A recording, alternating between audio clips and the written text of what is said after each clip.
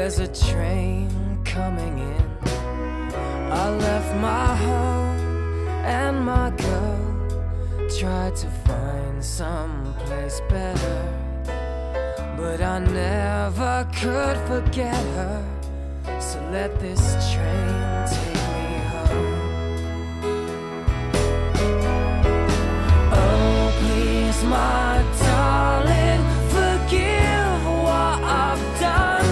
I've found nothing, just some big lonely world. So take me back, please, my lover. Take me back, please, my lover. Took a train to discover I cannot be without you, girl.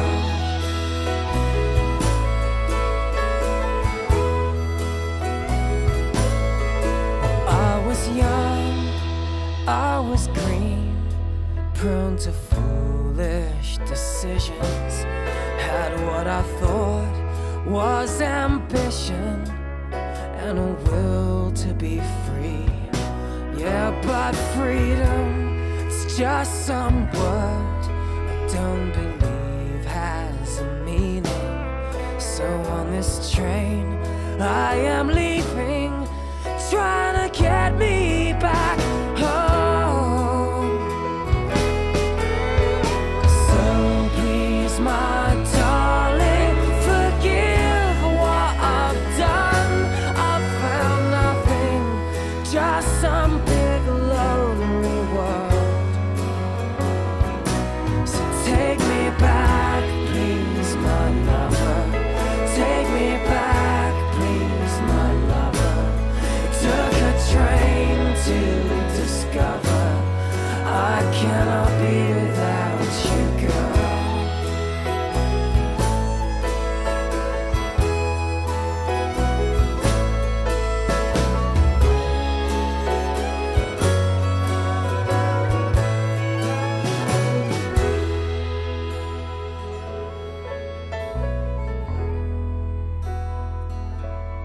So pour another cup of coffee.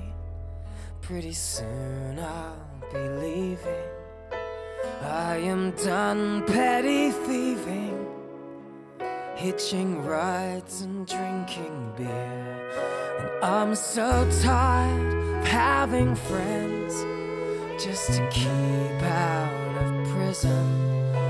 Man, this life really isn't all I hoped it would be. So please, my darling, forgive what I've done. I've found nothing, just some big lonely world. So take me back, please, my lover. Take me back, please, my lover. Took a train to discover I cannot be without you, girl.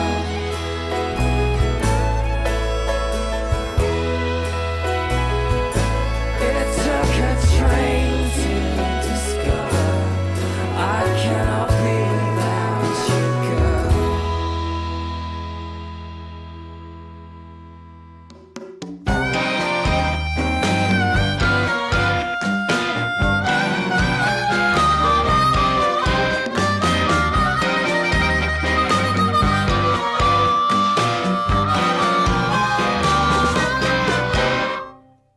Hello, good evening, welcome to Lockdown Sessions, episode 3 and a bit, because we did one last week as well, which was lots of fun, and actually I ended up playing 3 songs off the Songs for the Road album, which was maybe an oversight on my part, because, you know, don't really want to repeat myself, do I?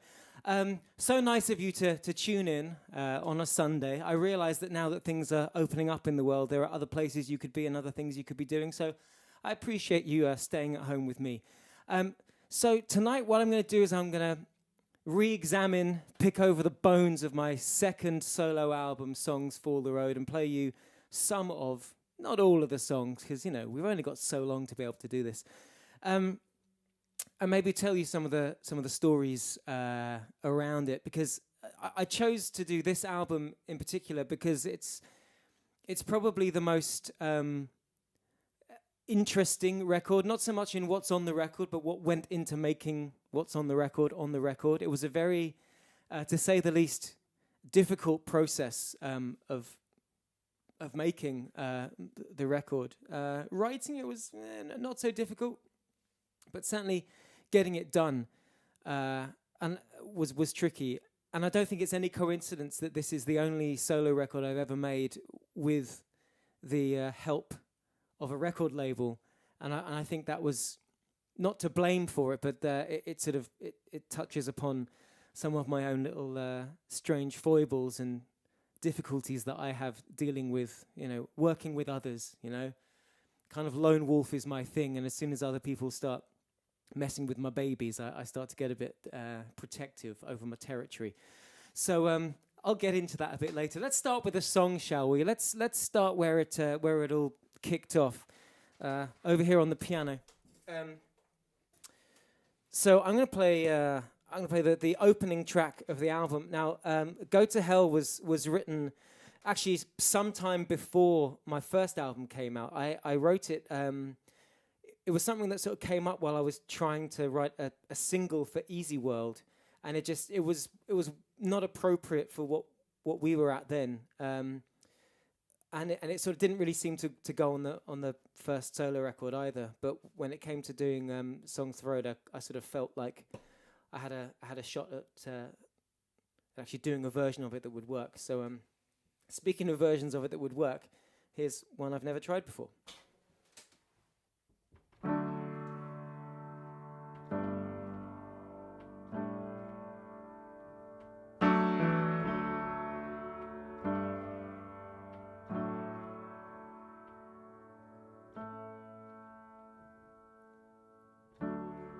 I never treated you so mean, like that's a reason to be proud. My love, I know it's been so long, but I thought that I'd just call around and with that smile that says, yeah, well, you see, I knew you'd wait for me. I can hear you say, the day I fall down at your feet, go to hell, go to hell.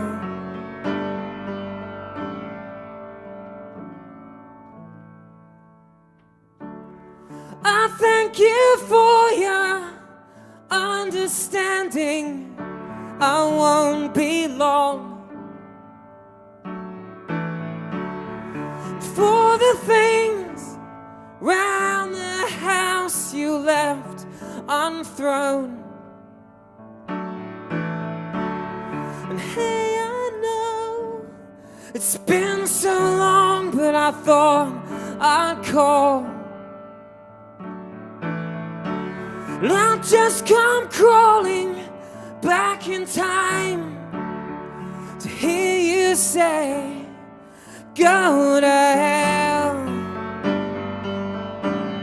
let's go to hell,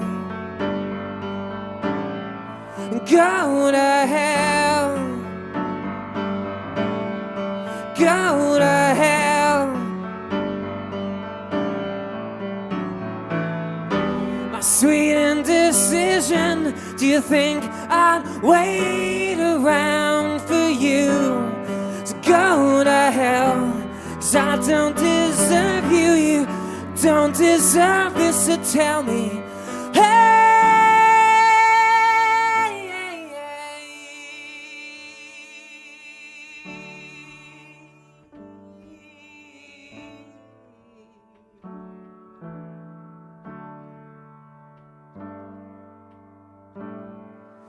Just go to hell, go to hell, Go to hell. Go to hell. Go to hell. Go to hell. Go to hell.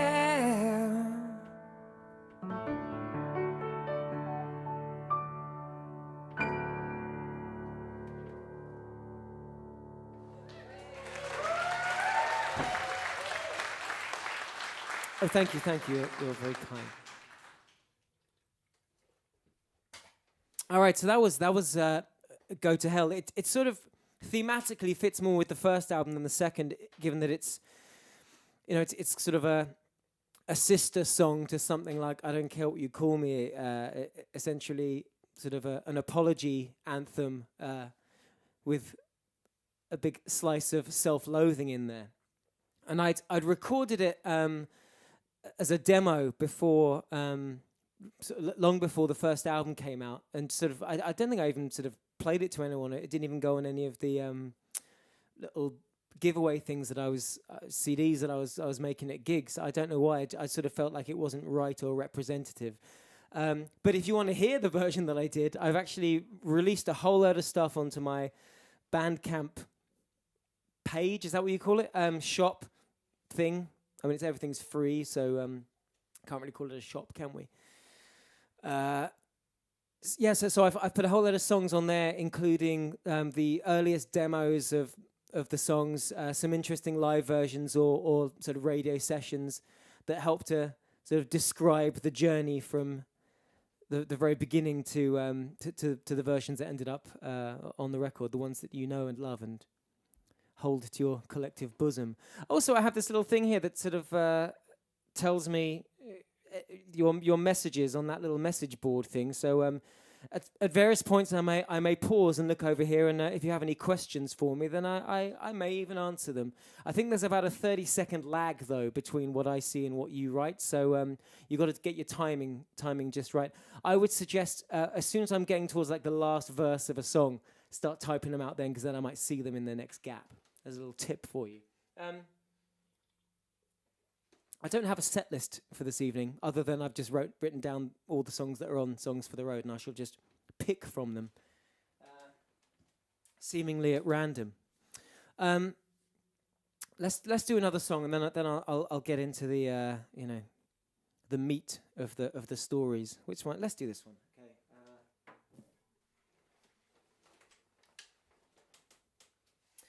So one of the things that changed between the first album and the second album being made and released and all that nonsense was I signed a record deal with Columbia Records in the US, and that had me over in America quite a lot, and there was much expectation and hope that I would be. I mean, given that this was Bob Dylan's record label saying it, I felt the will to take it at least semi-seriously. That they were suggesting that I might be some kind of next Bob Dylan, and I was cool with that as an idea. But the reality was kind of different. So having spent a lot of time in America, I mean, I fell in love with the place for starters. I've always liked going to America. It being the birthplace of rock and roll kind of meant a lot to me, and all my favorite music's always been American music. So being able to go along there and legitimately show up in music venues that I had heard of as the stuff of legend, and to arrive in New York City and have them expecting me was incredible. It was insane. Which is not to say that my love for America was unconditional. I always had my quarrels with their administration at the time, Mr. Bush number 2, who at the time I thought was about as bad as a president could possibly ever get. Those days. Anyway, so another thing that I found very striking was was quite how religious America was and still is, and it made me feel that Britain is a far more secular place, and obviously everyone's entitled to their own religious faiths. I don't want to tell people what to believe or not to believe. I know what I think on the subject, but I started to sort of feel a bit hard done by with the whole given that there was a lot of Christianity was often being used by some people who's seemed to be doing some pretty mean things in the name of God, and that sort of bothered me, and it kind of thought, well, hang on, how is it that a couple of Christians can conspire to go to war based on a great deal of false witness bearing, and because they are people of supposed faith, they all go to heaven, and me as someone who tries their best and doesn't start wars with people, I have to roast in hell for all of eternity. It seemed like it was a little unjust, and if there was a God, then maybe they might have a problem with that. So I wrote this song about the fact I wasn't going to be allowed to get into heaven.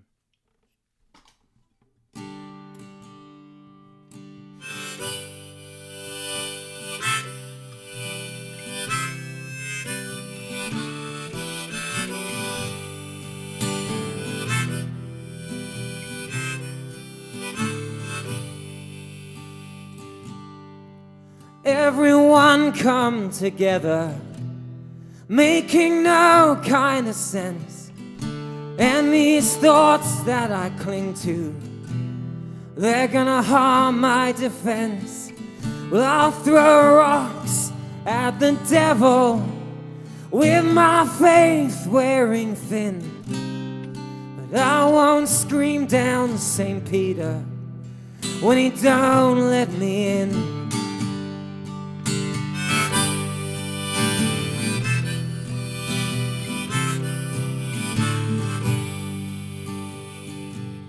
I will work like a pack horse every hour of the day. I will drink like a preacher, I'll make these spirits go away.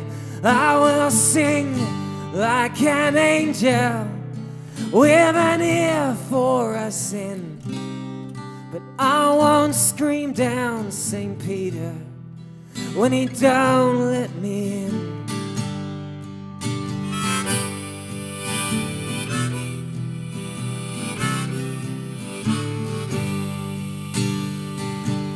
So when I'm gone, will you miss me? Yeah, I'm sure that you will. When I'm far from the terror and the lies and the kill. Yes, but there is nothing so deadly as the forces of right, or some fool with a shotgun in a house painted white.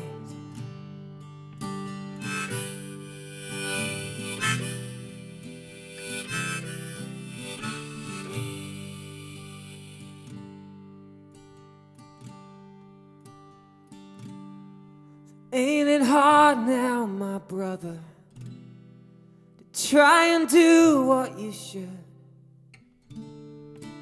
when the shameless and the wicked, they dress the same as the good?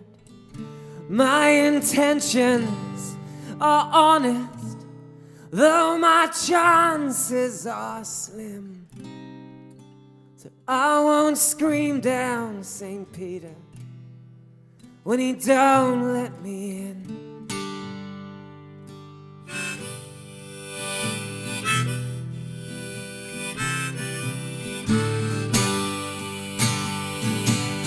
So everyone come together, making no kind of sense. Yes, and these words that I cling to can only harm my defense. Well, I've embraced imperfection. It's all right not to win. So I won't scream down St. Peter when he don't let me in. Yeah, I won't scream down St. Peter when he don't let me in.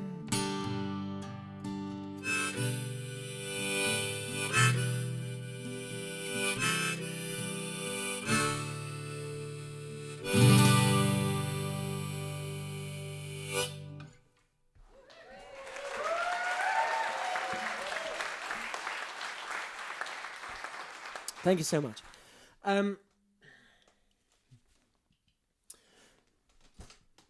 So, this is why the album was difficult for me. I had decided after the relative success of my first album, not commercial success, God no, it was successful in the sense that it opened up a lot of doors for me, and it got me, certainly the biggest and most fancy record deals I've ever had on both sides of the Atlantic, and indeed round the world. So I got to tour in America and the US and even Australia, and it was fantastic. And my stock had never been higher, and so it was. I really wanted to be given the opportunity to make the second album the same way I made the first, on my own, in my own time, in my own place, in my own space. Be the writer, the performer of everything, the producer, the whole shebang, because people liked what I did the first time, and my brief from my label was literally just go and do the same thing again, and so that's what I thought I was doing. So what I did was I took some of the money that I had been advanced to make this second album, and I rather than getting time in a existing studio, I rented my own premises. Nothing fancy. It was like an industrial unit on an industrial estate, and I put all my recording gear in. I bought a couple of new things, nothing too fancy, and I put all my instruments in there, and I just gave myself all the time that I wanted to make the record that I wanted to make. And I got to a stage where I was, I felt like I was getting there. I was on the right sort of track, and so I went to the record label and I played them what I had, and they absolutely fucking hated it. Like it was. I literally had. I mean, literally. When I say literally, I mean actually. Literally had things thrown at me by my A&R manager at the time, and this is as someone who had a pretty charmed life as a songwriter. I'd never really tasted rejection, from certainly not from people who were on my side, who were already friends and knew me.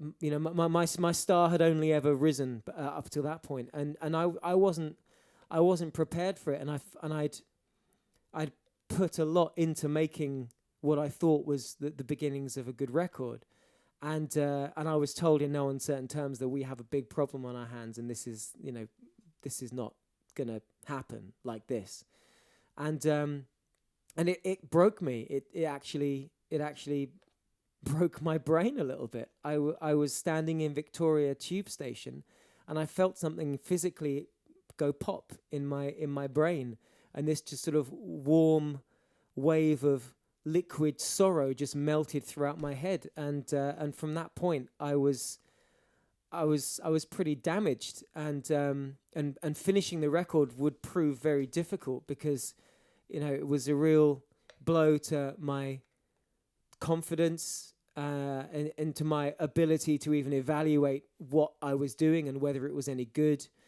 which is a very big part of being a musician. You have to have a very keen and honed sense of whether what you do is any good or whether it's a complete pile of rubbish. And if you lose that ability to discriminate with regard to your own work, then I think you're in trouble. And I had lost that, and I needed help from all kinds of quarters, from my manager, from my record labels on both sides of the ocean, and friends and family and things. It was a very odd time for me. I don't know whether what I had was depression or what. I never got myself evaluated. I was just trying to get the record finished, and it did get finished in the end. But it was a lot more complicated than the nice simple do-it-yourself record that I started trying to make, and sort of central to it was a song called Train, which I had written in America while I was there, listened to a lot of country radio, and kind of got into that sort of that way that American country music could take little Irish elements and these sort of folkish elements and blend them in together into this really kind of lovely musical form. So I was listening to like these that bluegrass stations and just really enjoying that feeling, and I kind of thought that was a style that I could take on myself, but I was told I was not allowed to make something that sounded like a country record. And so what happened in the studio was the version that I had done, which was in this sort of lilting, walty 6/8 time signature. We rammed into a straight 4/4, which is the one that ended up on the record. And I like both versions, but they're so very different. And at the time, I really struggled to let go of what was my the way I had written the song, the way I thought about the song. It was very difficult to compromise. I've always found compromise very difficult, which is one of the reasons that I work alone. Because I don't like having these conversations about changing things. They make me very uncomfortable. Okay, so I've just glanced over here, and someone said, "Can we hear any of those early versions that were rejected?" Yes, you can. I stuck it all on Bandcamp today. So if you, I should have put a link on here. I'm terrible at things like that. But do your own damn homework. If you go to, I'm guessing it's Bandcamp, and then put my name in it, and I stuck them up there today, so you can hear some of the rejected songs. What I've done is I went back to the original sessions. I only found 3 of them, and I opened up the files and listened to it, and I was like, okay, with the benefit of a few years of experience, I found it was actually quite easy to fix them, and without re-recording anything or adding anything, just by making a few edits and doing a few mix moves. I feel like if I had done that at the time, or known somebody who had a higher skill set who could have done that, then maybe we would have been okay. But it went a different way, and for me it went a way that went very dark very quickly, and it stayed very dark for a long time. I think it was years and years before I came out of whatever funk I was in, and when I did, I was not the same as I was before. That's for sure. Anyway, more on that later. So I'm going to play you Train. In fact, I'm going to try and just play both versions of it, one leading into the other, just to see. Let's grab another. Where did I put that harmonica? There it is.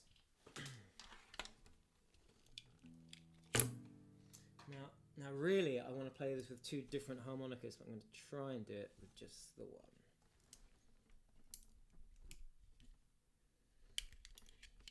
So the first half is going to be kind of like how I had originally written it, and then I'm going to put a little change up halfway through and see if you notice.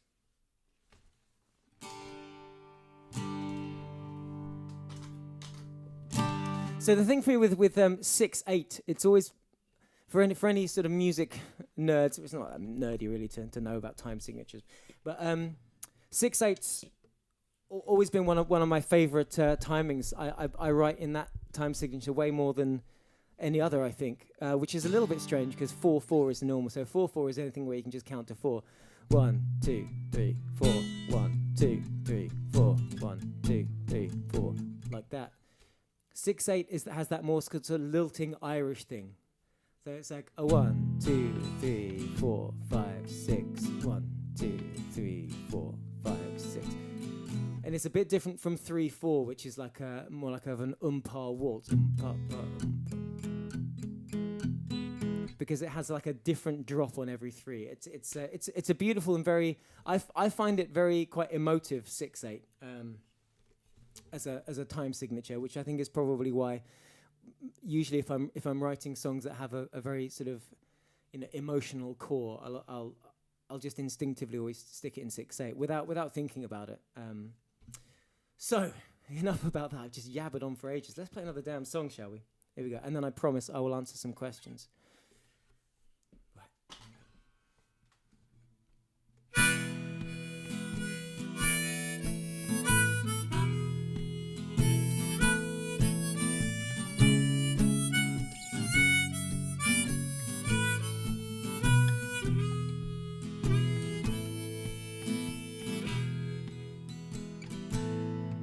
Well, the sun's coming up and the dust it is clearing. Down the line I am hearing there's this train coming in. I left my home and my girl, tried to find someplace better, but I never could forget her. So let this train take me home. Oh, please, my darling, forgive what I've done. I found nothing, just some big lonely world. So take me back, please, my lover. Take me back, please, my lover. It took a train to discover I cannot be without you, girl.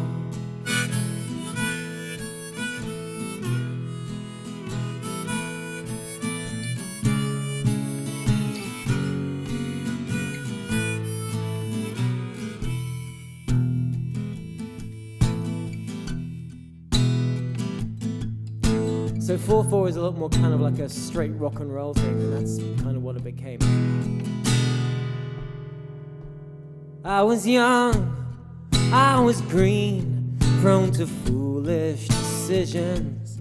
Had what I thought was ambition, yes, and this will to be free. Yeah, but freedom's just some word, don't believe has a meaning. So on this train I am leaving, I'm trying to get me back home.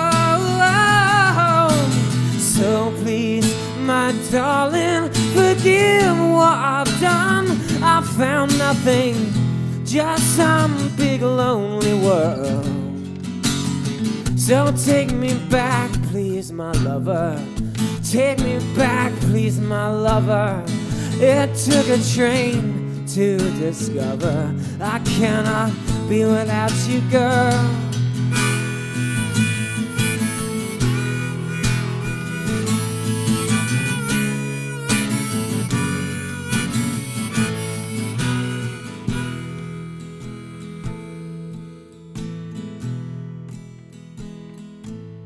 Let's pour another cup of coffee. Pretty soon I'll be leaving. I'm done petty thieving, hitching rides and drinking beer. So tired of having friends just to keep out of prison. Man, this life really isn't all I hoped it would be.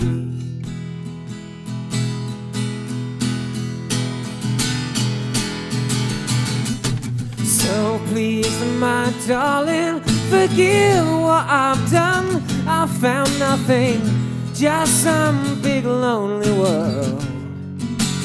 So take me back, please, my lover. Take me back, please, my lover. It took a train to discover I cannot be without you, girl.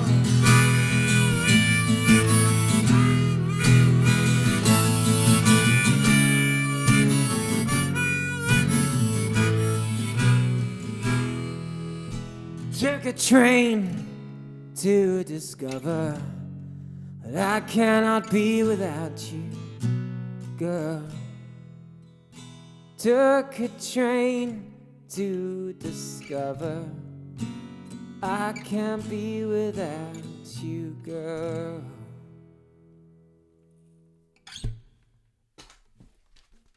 Oh, let's have a round of applause. Oh. Okay. Let's answer some of your questions now. I hope you've timed it right. Okay, David, was there ever a studio demo of Go to Hell with the train sound effects and the spoken word intro recorded? Okay, so early adopter here. At the very, very early outset when I started playing Go to Hell on tour, because it was a song that was as old as the first album. When I was touring the first album, I would often open with a version of Go to Hell that started off with the sound of a train, train wheels, and it would kind of be rhythmical, and I would.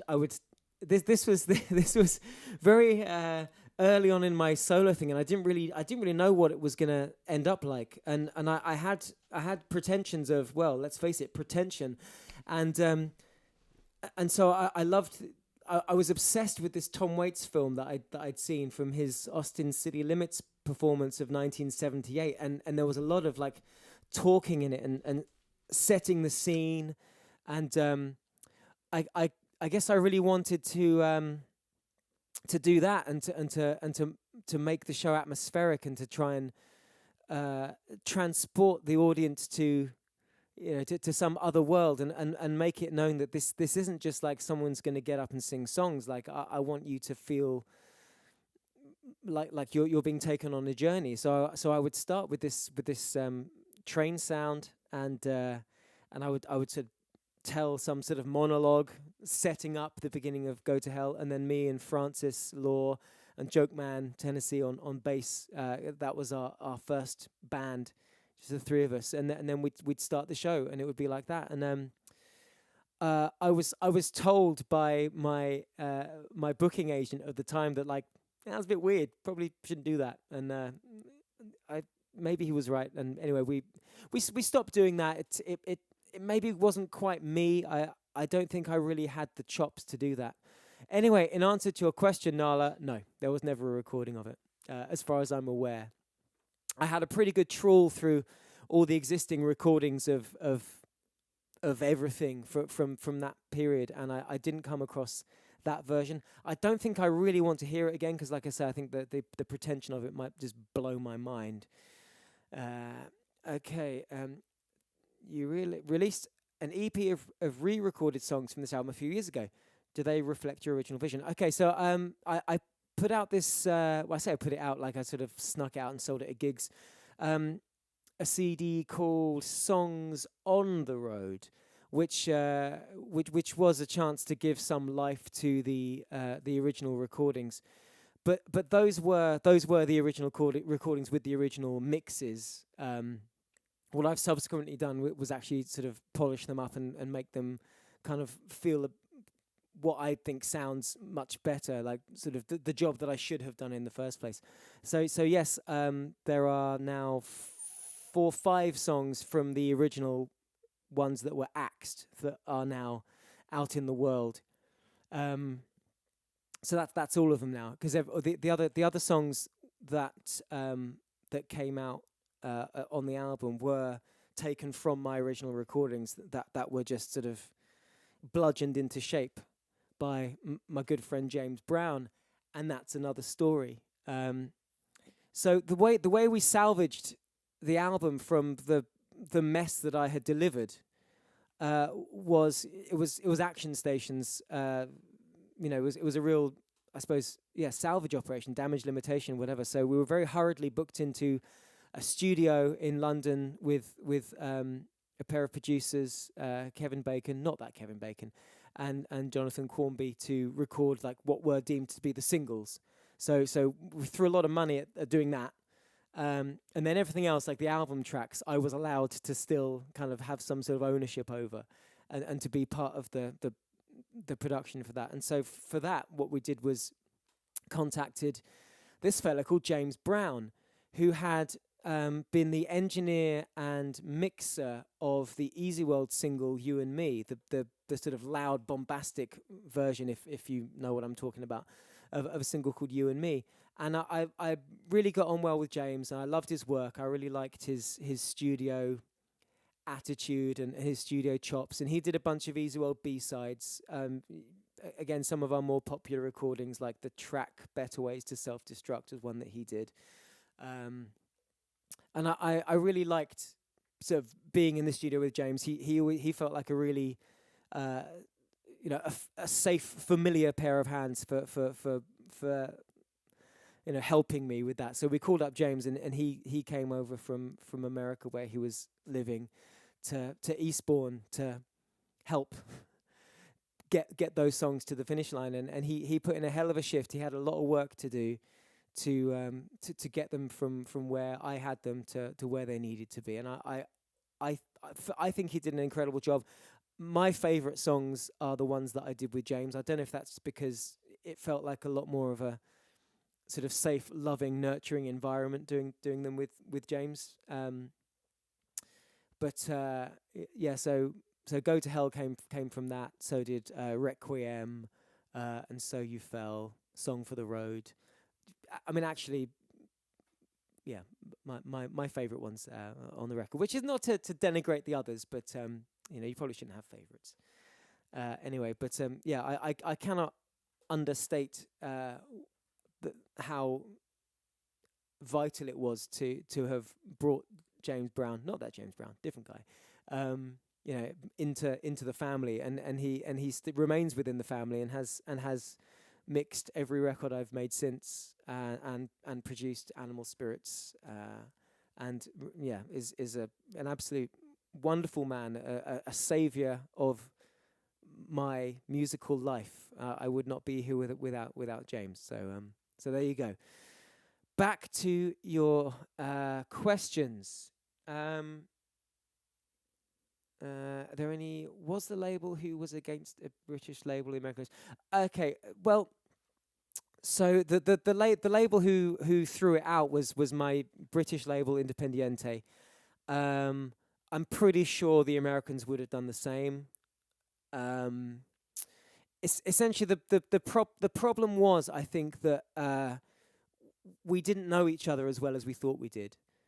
I don't think any of the record label people really knew what I was about. That essentially I was kind of I think when my first album came out, people sort of misinterpreted it as some kind of cool, like, hipster thing, which it was never that.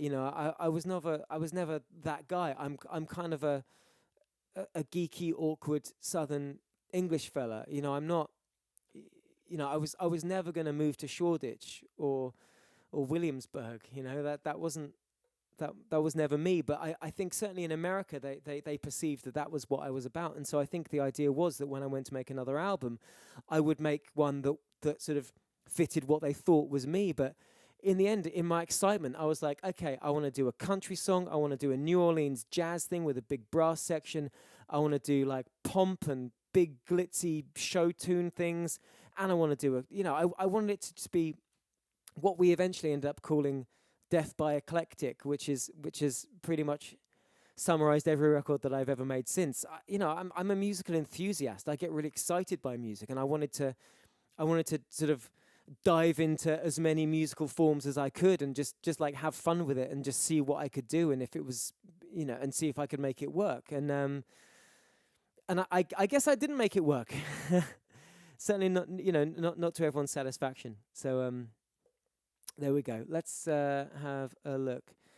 Did you know David Lynch at the time? Yes, I did know Dave Lynch at the time. He actually ended up the version of Go to Hell that's on the the version of Decimate that's on the album is one that Dave Lynch mixed. Dave Lynch is also another someone who worked on the record who has a namesake of a very famous other person. So yeah, we ended up with Kevin Bacon, James Brown, and David Lynch. An interesting combination of people working on the record entirely by coincidence. So we didn't stipulate in advance that you have to share a name with some kind of legend. But yeah, David Lynch did a bit of mixing on there as well. Right, okay. I think that's all I can see that looks interesting. Keep them coming, and I'll maybe pause for some questions later on. Let's do another song, shall we?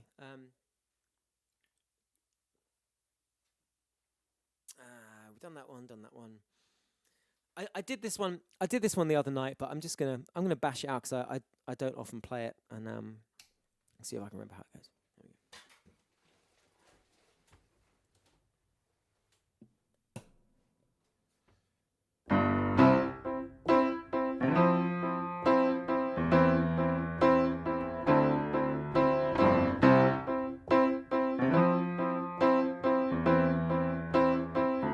Oh, fill her up to the top.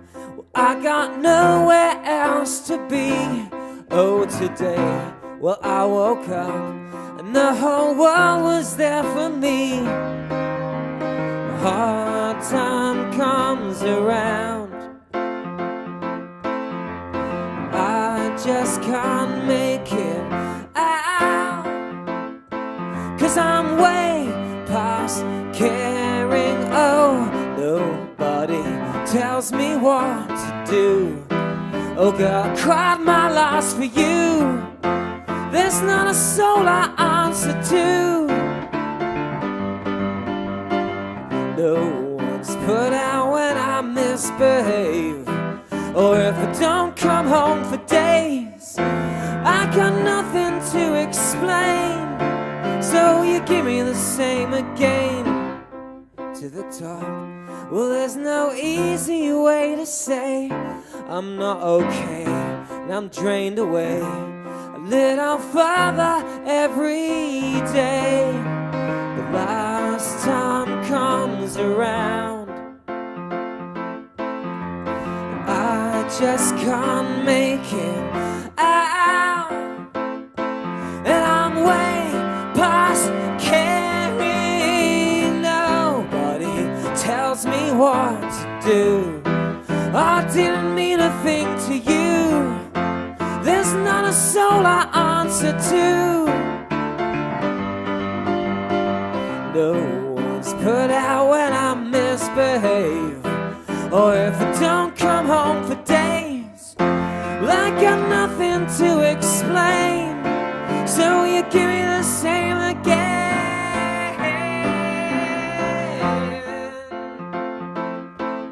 Oh.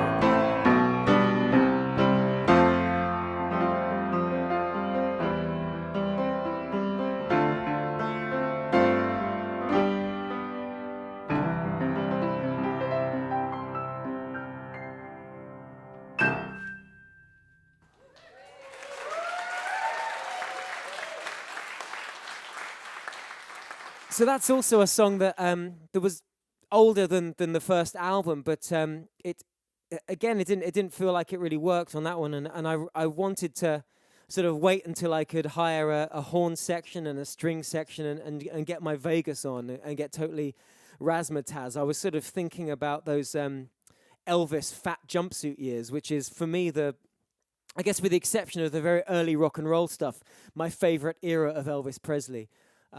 Whom I love a great deal. Right, let's see if there's any other questions. If Songs for the Road was made into a musical, what would the plot be? Oof. I don't know. I think that's maybe one of the problems with the record. Pretty much everything else that I've done has some sort of overarching theme. And I think maybe one of the problems with Songs for the Road was it was more of a sort of a collection of songs, because it spans such a long period of songwriting. Like I say, some of them are from before the first album, and some of them sort of arrived fairly late in the day. I mean, I say a long span. It's probably, it probably covers 3 or 4 years of songwriting, so that's not actually that abnormal, really. But yeah, it didn't really sort of happen in a thematic sort of way. Like the first album has all its sort of apology and self-loathing, and then obviously Animal Spirits has its macroeconomics thing. Charge, I think, is my album largely about my relationship with the music business and kind of forgiveness between each other. Let the Hard Times Roll was essentially my album of getting back on the horse after this record knocked me off it.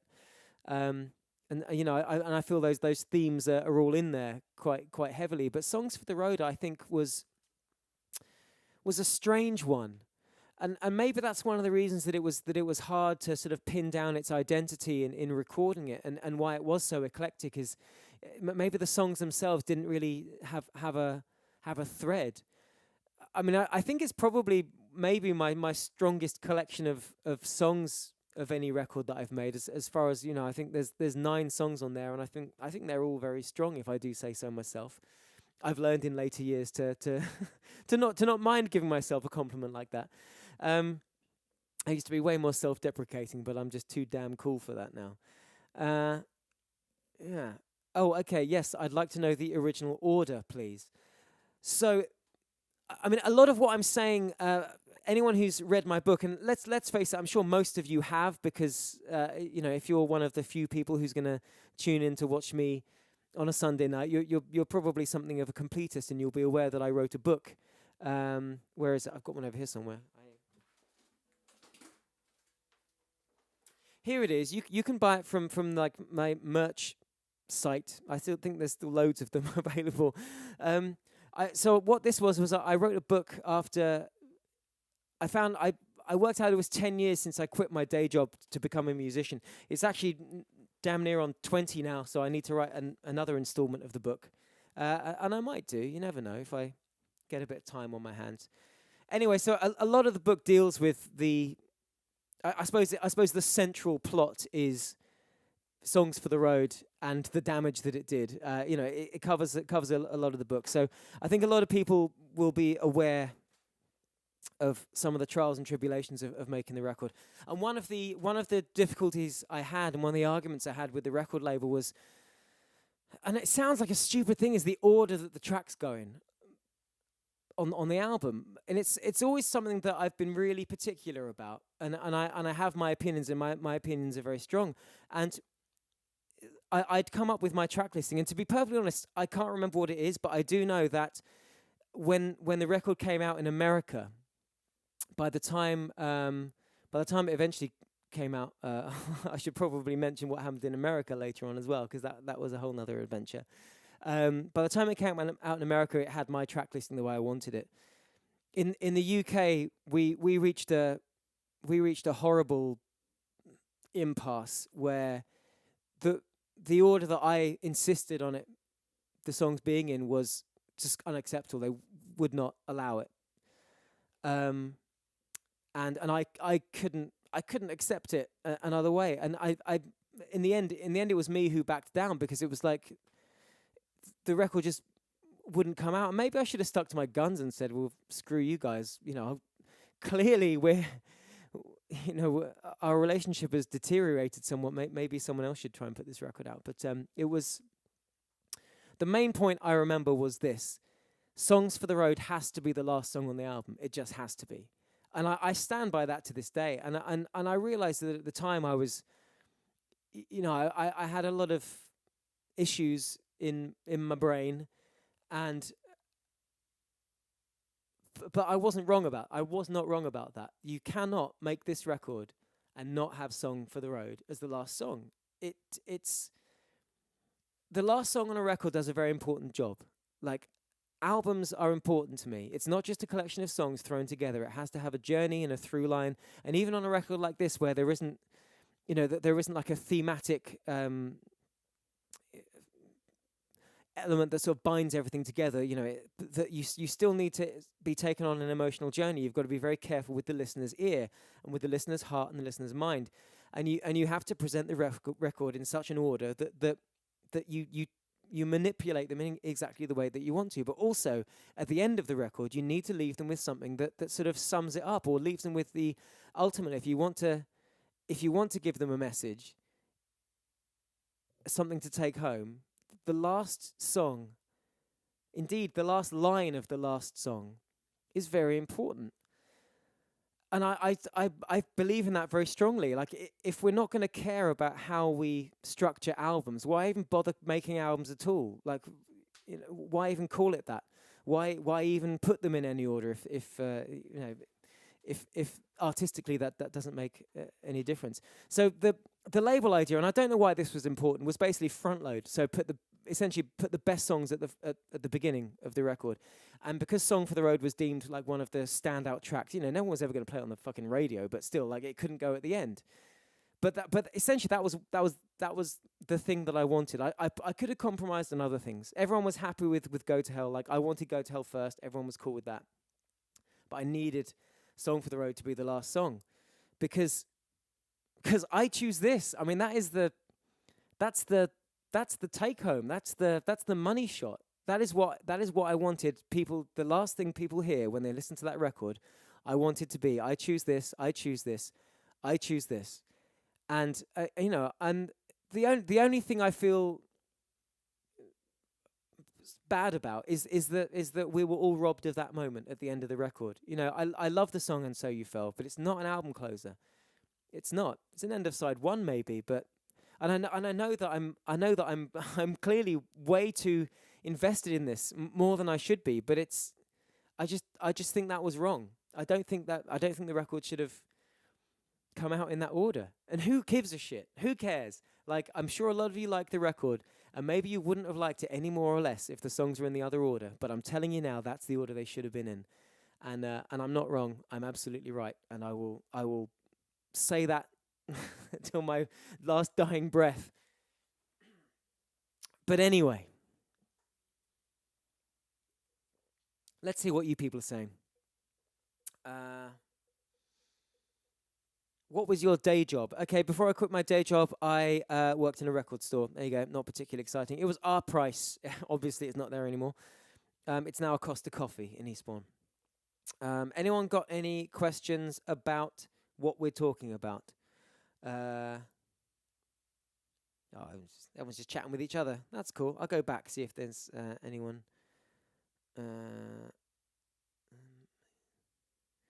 Maybe out of context, but what was the third last song you played last week? It was the only one I didn't know. Well, that's not relevant to what we're talking about now, but I'll tell you anyway. That was actually a new song that I have written. Actually, it's not that new. I wrote it years ago, but I've not recorded it yet because I wrote it as a duet to sing with a lady singer. But like, I know lots of really great female singers, but there's a particular sort of quality to the voice that I want. I think what it was is I've been trying to pluck up the courage to ask Ingrid Michaelson to do it because hers is the voice that I want for it. So maybe I'll write to Ingrid and see if she remembers me. Right, which US artist would you collaborate with? I mean, collaborations are, I don't know. I don't really know if there'd be much point in me collaborating with someone who's a songwriter because I just don't work well with others. I think when it comes to collaborations, what I'm really interested in now is collaborating with musicians. Where I provide like my skill set, which is writing songs and doing a bit of singing, and even though I play a bit of piano and a bit of guitar, I'm honestly, this is not false modesty. I'm not an expert on any of these fronts, and this is apparent whenever I see like proper players doing their thing. Which brings me on to I should mention this now. The next show, I think, which was meant to be Milk and Cookies at the end of this month. I'm still working on it, but I have the opportunity maybe to do a very different kind of show somewhere else, live with a band in a studio. So I think that the 2 weeks from now show might end up being that. So another lockdown sessions, we're going to carry Milk and Cookies over for next time. And a really special show with an incredible band who I've actually recorded a record with that's not out yet. But so what I think we're going to do is we're possibly, I'm not sure on the details yet, but I think we might just play my new record completely, the one that's not out and that you've never heard. We might just do that live, and then at some point in the future, the record will come out, and you will know it because you will have heard versions of it live. Anyway, those musicians are incredible, and I think you'll understand what I'm talking about in a couple of weeks when you see them.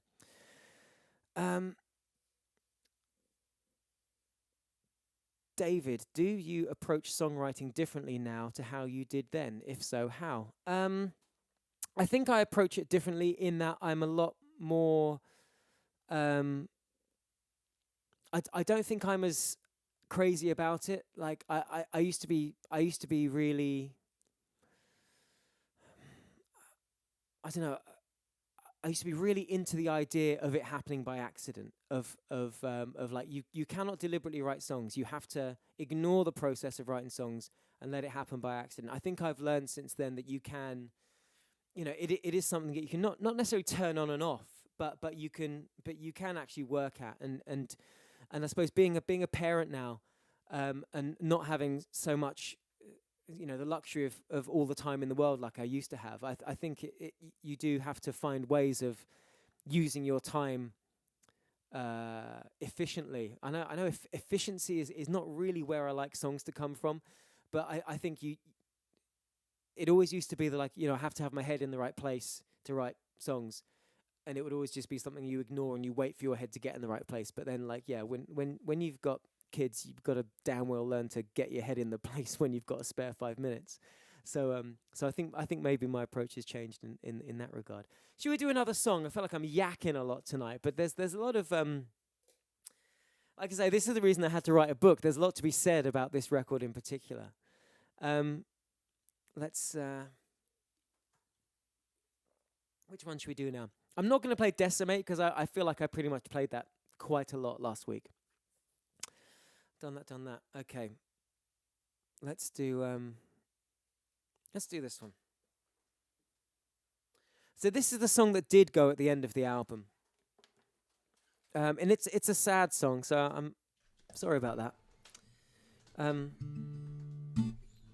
It's a song that I wrote about a barmaid in a nightclub in Eastbourne who me and my friends knew on a sort of superficial level. We weren't close, but we knew her name and we knew she was friendly and was really nice and was always a pleasure to see. And then we showed up there one week, and I mean obviously it was pretty. We were in our 30s and still going to nightclubs, so I don't know what was going on with that. But we found out that she died and that she'd taken her own life, and it was surprising, obviously, and I didn't really know a lot at the time about. I was very young for my years. I didn't really know a lot about sort of depression and mental health and things like that. And so there was part of me that was thinking, oh, maybe like we should have made more of an effort to tell her that we thought she was really cool and really nice, but like barely knew the girl. But anyway, it was a real shock and very saddening, even though like it wasn't. The loss was a superficial one, but it was. I just felt really sad that anyone felt like that was their that was their only option. It still breaks my heart to think that anybody goes out like that. So this is a song that I wrote. I like the song.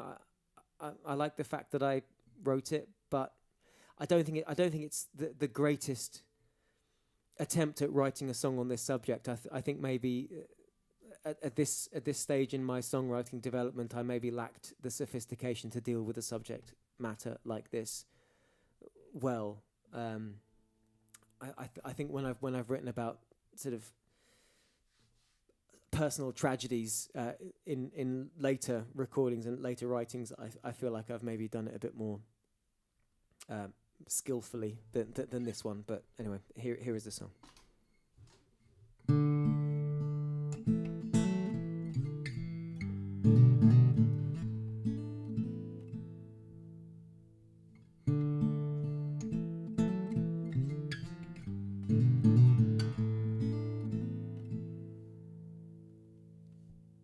Well, nothing broke.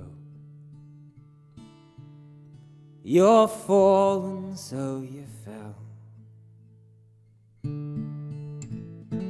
down like concrete angels,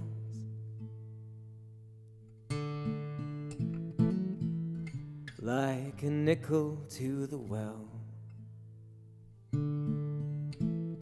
dragging a wish for silence. Friends all stand around and shake their heads and ask how it could be that nothing broke. You're fallen, so you fell.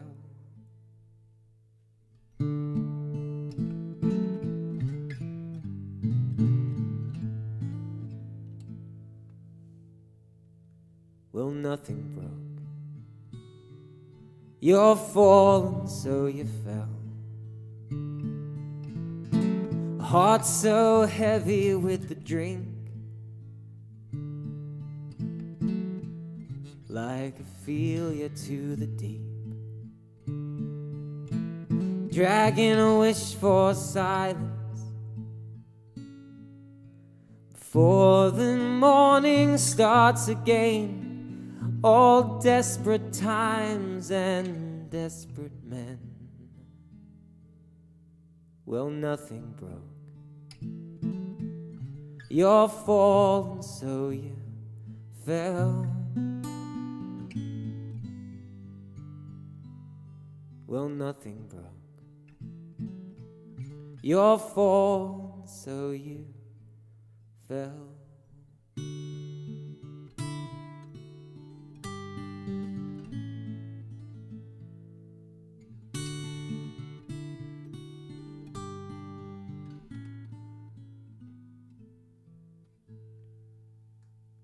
Will heaven hold your broken spirit now? If that's what you believed in,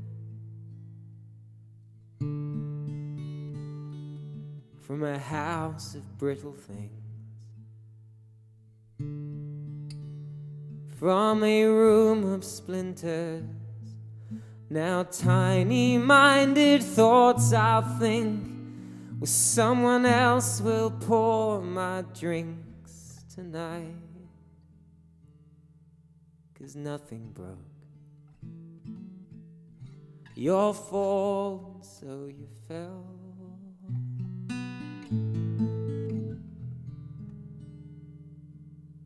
Well, nothing broke.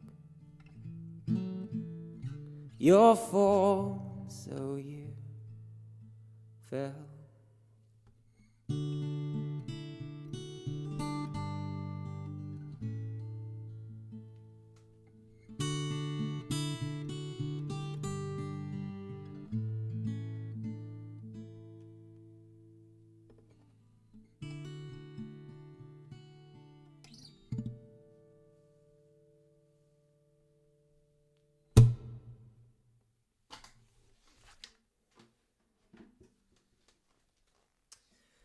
Yeah, like I say, I'm very fond of that song. It's got no business being the last song on a record.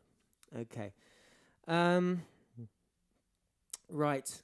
I've done that one. Oh, I've done a few. Okay, let's do. Okay. Well, here's the thing. Even though the record was very, very difficult, and even though it wasn't the great hit that it was hoped it would be. I mean, there were a lot of people kind of with expectations and with investments. Like some people spent a lot of money on trying to make me famous. And when if I'm ever sort of talking smack about record labels. Please understand that for the most part, I have nothing but gratitude for the attempts that they made to help me get my music into the world. It's you know, I don't think anyone ever sort of took advantage of me, and like everything I did, I entered into as a grown up, and you know, I have nothing but I pretty much, I mean, I can't think of any exceptions. I have pure affection for all of the labels that I have signed to and subsequently been dropped by, and some great friendships and some wonderful memories. Particularly, I have to say, when Songs for the Road came out in America, eventually at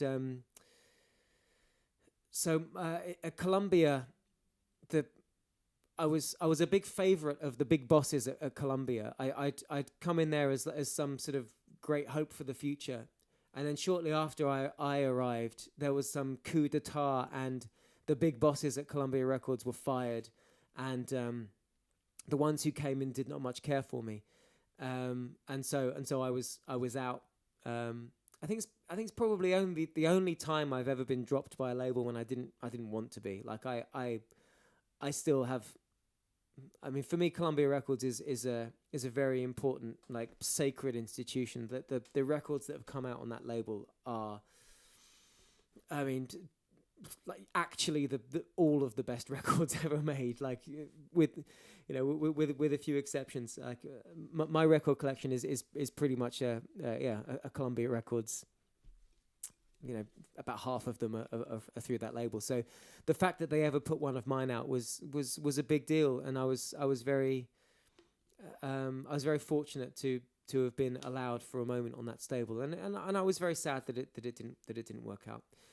But it did at least mean that I then got to work with a label that was much more much better suited to me, a smaller label called Original Signal Recordings, based out of an office in New York City. I spent a lot of time there. I sort of became, I felt like anyway, I became sort of part of the furniture, one of the team, part of the family, and the friends that I made there remain my dear friends to this very day, and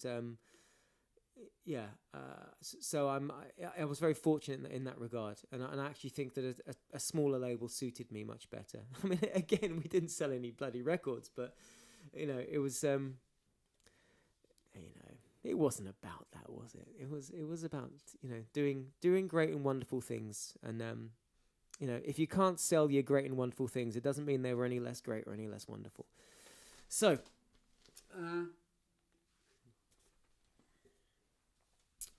So the record was difficult to make. It was very difficult to release. It was difficult to tour. I spent 6 months in a single stint in the US, and at this point, like, I was not, you know, I was not terribly well in the head. You know, I was functional, but you know, I was not. I was not in a great place, and I was spending a lot of time on my own on the road, sort of driving myself, and some of the journeys and the shows and the places where I was were not were not a terribly fun place to be. Like the 4 days I spent in Warrensburg, Missouri, in a motel just by the side of the freeway. I did end up actually recording a song there. There's a track called Missouri on the next record, on the Hard Times Roll, that I recorded in my hotel room, largely using copyright violated voices from the TV. That's a side note. But anyway, the point I'm trying to make is that strangely, it was a song from this record that years later sort of came back to sort of help out a bit. Every now and then, I look at the way that music's going, and I realize that, you know, this is, you know, I love it and I'll always do it, but as far as this being my job, I think we're done. I think, you know, I don't think this is sustainable. And you know, it's been a good run. It's been 20 years of being just about sustainable, which is which is great. And please don't think that I think it's important that music pays the bills. Like, it's not. That's not what music's for. Music's not for paying the bills. It's for doing wonderful and incredible things and making songs and trying to, to reach people's innermost feelings with your songs. It's not about paying the bills. Paying the bills is what getting a job is all about. And I'm happy to do that when the time comes. The time just has never come, but it's been close a few times, and I've gotten to the point of sort of writing lists of things I could do with myself to pay the bills when I sort of give up on letting music do it for me. And the closest I ever got was a few years back, and just as I was sort of formulating plans to maybe call it something like a day, I got a phone call to say that for some reason Johnny Hallyday, the greatest rock star in the history of the French language, was going to record I'm Alright Now from the Songs for the Road record, and he was going to do it in French. They got a new lyric for it, and I didn't hear much more about it until a few months later when I got a phone call to say it was on a Wednesday, to say, what are you doing on Friday? Because you've got to go and collect your Grammy for Song of the Year, because Johnny's song's a big hit. And they gave me this, and I had to put on my suit and my hat and go and be on TV in France and go and collect this thing. And it was very strange, because it's the only time anyone's ever covered one of my songs and released it, and it was kind of a relatively big deal, and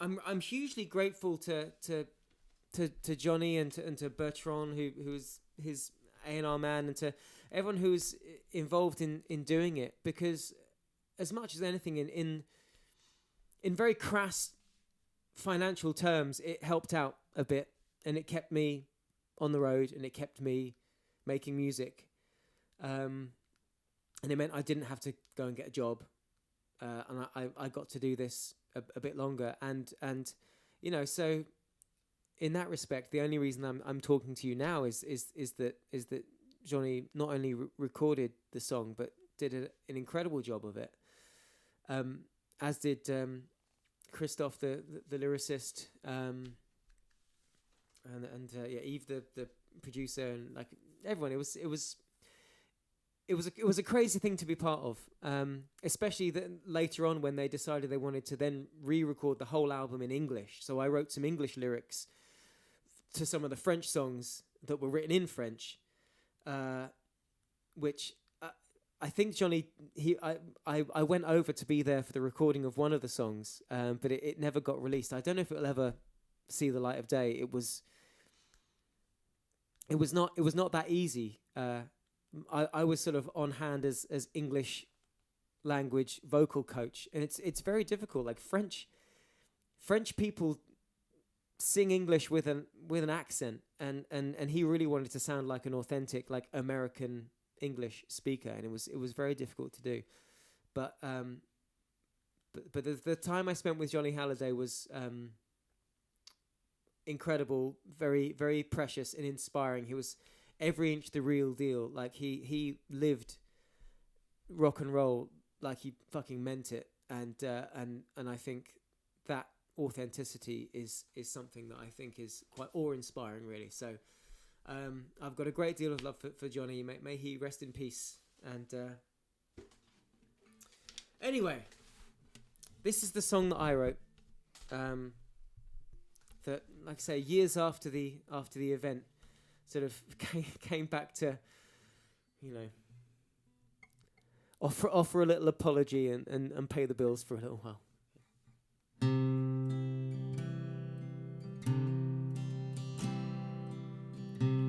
The tide came in. Oh, let's have a bit of reverb on there.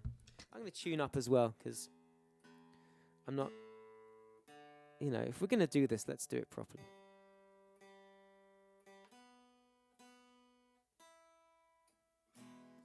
Okay, here we go.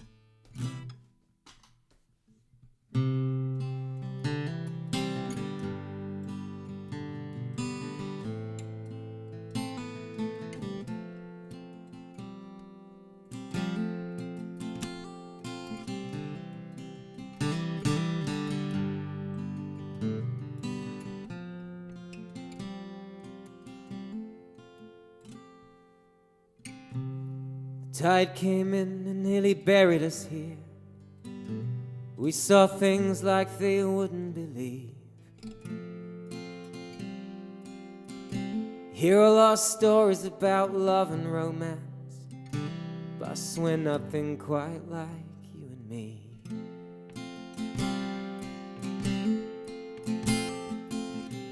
And every scar sits like a marker, every line on the face is a small souvenir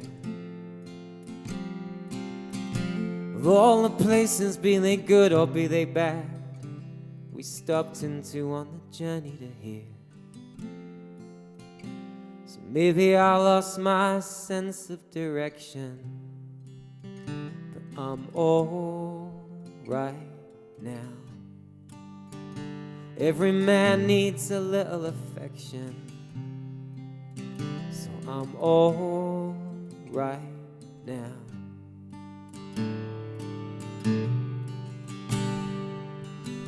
There were times when, yeah, alright, I'll confess, I did things of which I am not proud.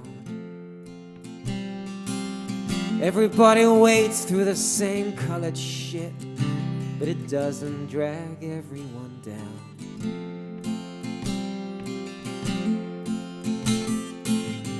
And I was stupid, I was insensitive, I was all the things I promised that I never would be. I've seen a lot of foolish behavior in my time, but I'll tell you, they've got nothing on me. So maybe I lost my sense of direction, but I'm all right now. Every man needs a little affection, so I'm all right now.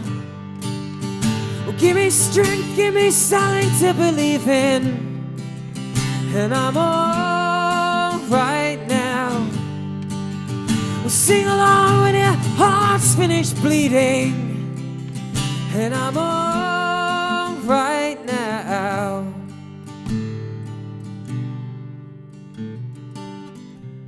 Another evening of sublime self-destruction to the tune of 1,000 cigarettes, where every nail that's been hammered into your spirit wasn't able to sink you just yet.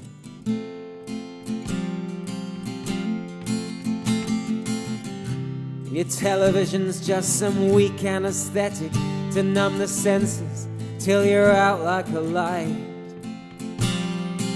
Like all these drugs, they seem to promise you the earth, and then they don't keep you warm in the night. So maybe I lost my sense of direction, but I'm all right now. Every man needs a little affection, so I'm all right now. Give me strength, give me something to believe in, and I'm all right now. Well, sing along when your heart's finished bleeding, and I'm all right now. I'm all right.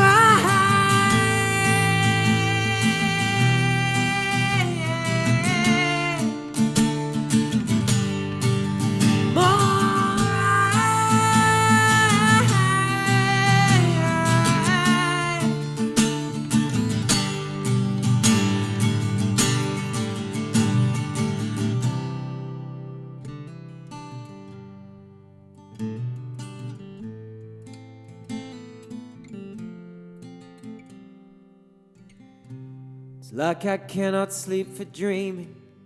This is everything I could have possibly hoped it would be. A lot of stories will end happy ever after, but I swear nothing quite like you and me.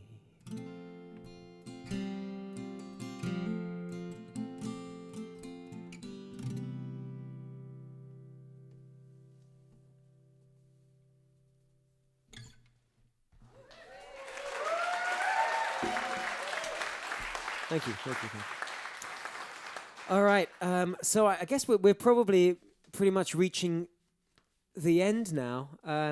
Played most of the songs off Songs for the Road and probably shared a little more than I am comfortable to do with you. Let's just see if there's anything else. I understand publishing/songwriting is where the money is. Have you ever considered writing for anyone else? Well, frankly, fuck where the money is. It's not about that. Please stop talking to me about money. But since you ask, writing songs for other people is not something I've done a great deal. After I noticed that somebody mentioned this later on in the comments. I did then subsequently write 2 songs for Johnny Halliday's next album, which he recorded and were released and were singles, and yeah, they were relatively successful as well. So I've written three Johnny Hallyday songs were written by me, and that's pretty much it. Like, so the way that I run my game, that I run my career, if you want to call it that, is I don't ever try and do anything. And I know this sounds frankly reckless and a bit stupid, but it's always served me very well. Is I don't try to kind of hustle opportunities to do things, and I never have. Everything that I've had has either fallen into my lap, or it's just been the result of, you know, the hard work that I've done has paid off. So I've never sort of tried to achieve career goals. They've always sort of happened by accident, and I sort of believe that that's how it should be, and that my job is to be the best possible artist that I can be, and the worst possible promoter that I can be, and that's how I've managed to sustain my love for music, because I don't care about the business side of it. It doesn't. It's not important at all. It's like it's the least important part of the music business is the music business. Like, the most important part is the music bit, as far as I'm concerned. And I realize that I'm very, very lucky in that I always have been able to trust my luck, and my luck has always held out. But anyway, to answer the question, yeah, I'm well up for writing for anyone. Like but at the same time, you know, I'm not someone who's ever gonna sort of hustle for the work. If anyone ever asks me to write for someone, like I always have and I always will say yes.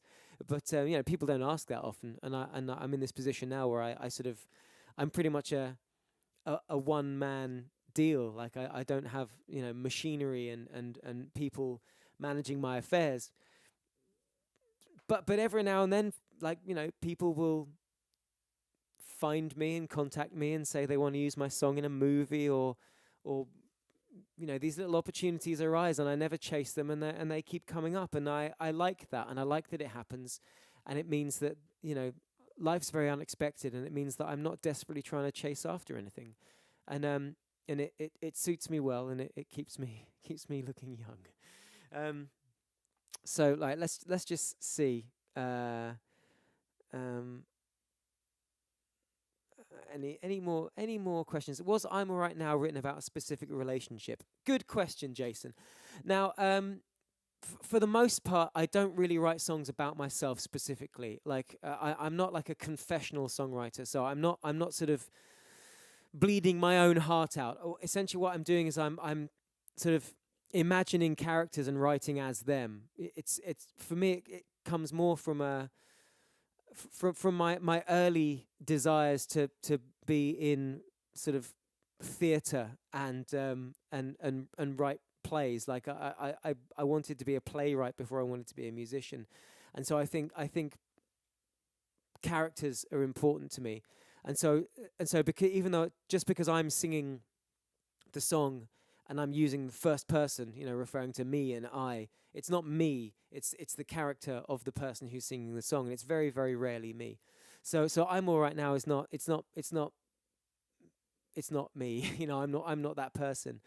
Um, it's that there are you have to draw on your own experience, and I like to think that I always do that, but I'm certainly not sort of I'm not living out my experiences in songs. So it's not about a particular relationship at all. It's or rather it is about a particular relationship, but it's one that I made up and not one that I lived. So there you go.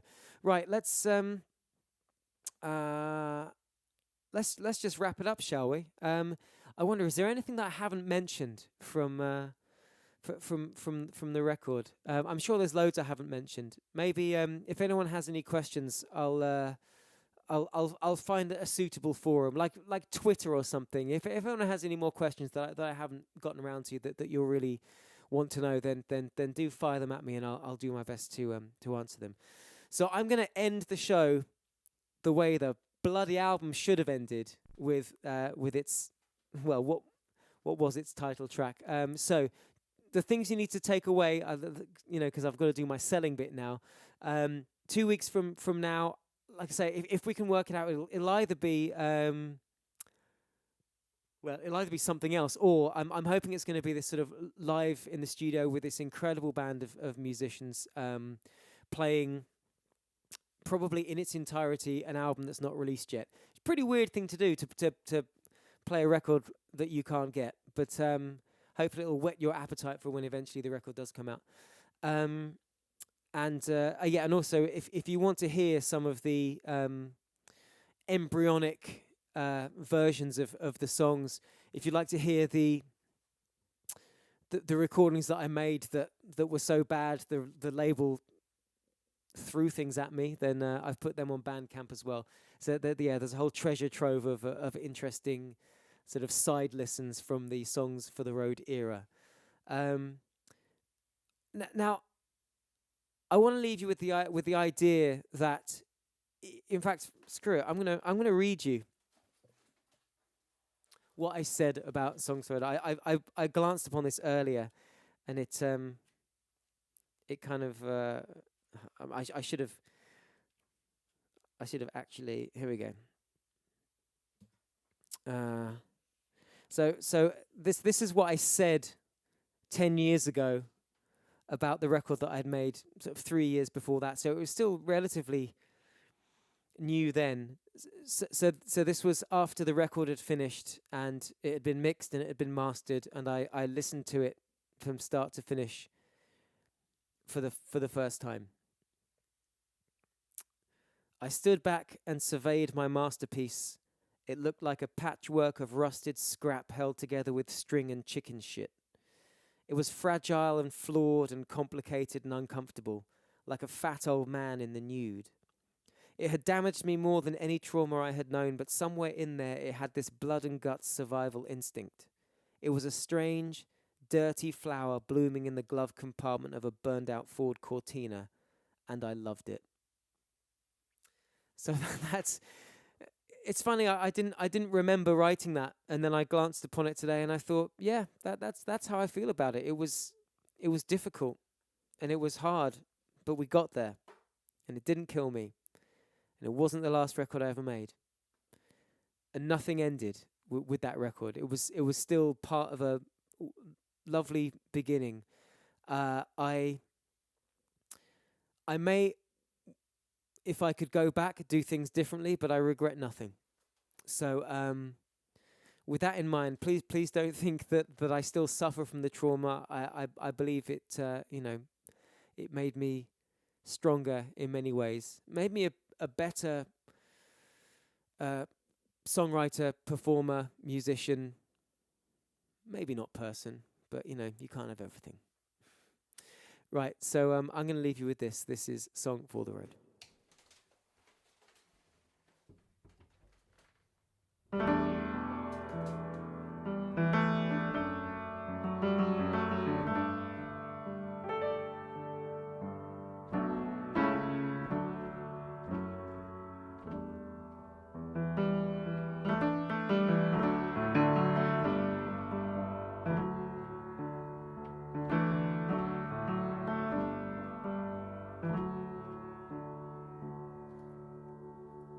Well, the day casts down lengthy shadows on unfamiliar towns, and I drove 300 miles from the place I call home, and I tip my hat to the angel of the north.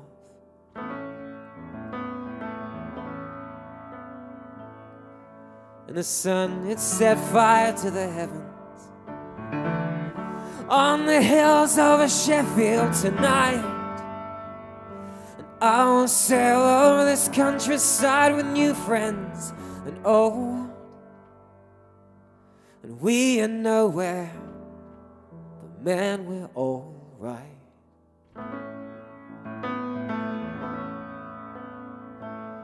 So you can keep your belief in whatever, and I'll wear my cynicism like a tattoo. And while poets try to engineer definitions of love, oh, you know that all I can think of is you.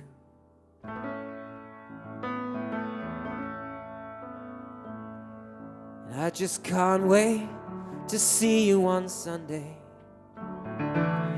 far from the traffic and the smoke and the noise.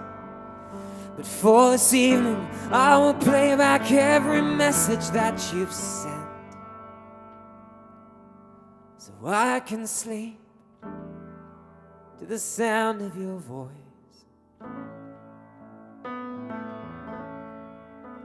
Oh,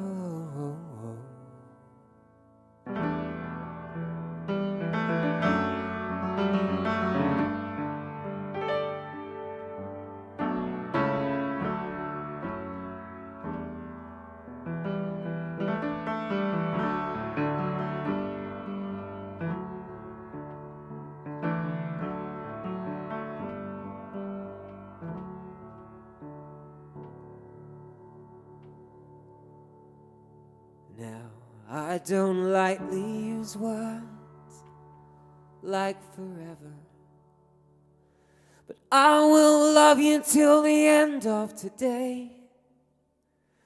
And in the morning when I remember everything that you are,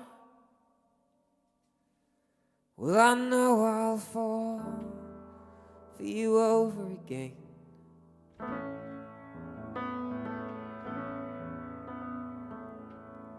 Now I know someday, well, this all will be over,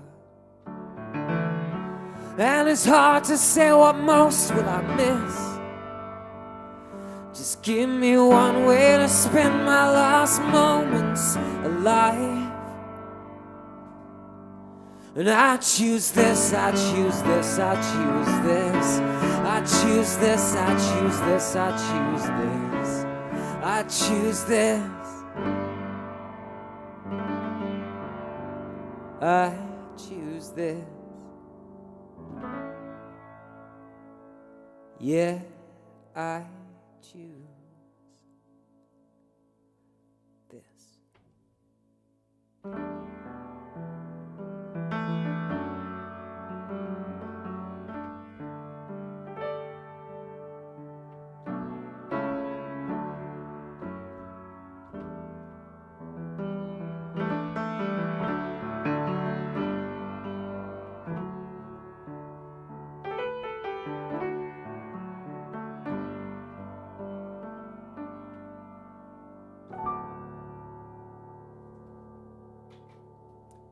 Thank you very much, and good evening.